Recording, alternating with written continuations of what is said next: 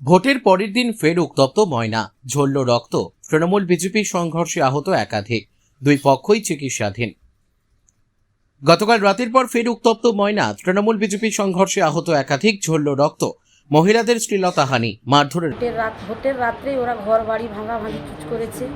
তার পুলিশকে বললাম, পুলিশ বাড়িতে গিয়েছে। পুলিশ যাওয়ার পুলিশ চলে আসতো না, আবার সকালে যে আবার বলছে তোরা পুলিশকে ডেকেছিস, তোদের দেখাবো শিখাবো বলে ঘর বাড়ি ভাঙচুর মার। ওই লোহার পাতি দিয়ে স্টিলের মেরেছে। এখানে আমার রাস্তার শাড়ি ফাড়ি খুলে নিয়েছে, আমার দিদিকেও মেরেছে। আমার ছেলেটা বাড়িতে খেলো, ওরা বাড়ির মধ্যে ঢুকে বের করে এনে ওকে মেরেছে।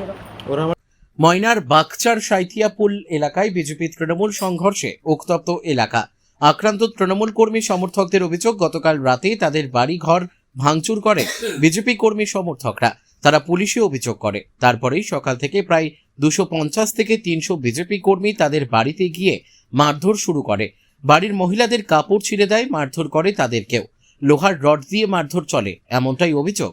এর জেরে 4 জনকে গুরুতর জখম অবস্থায় ময়না ব্লক স্বাস্থ্য কেন্দ্রে নিয়ে যাওয়া হয়েছে।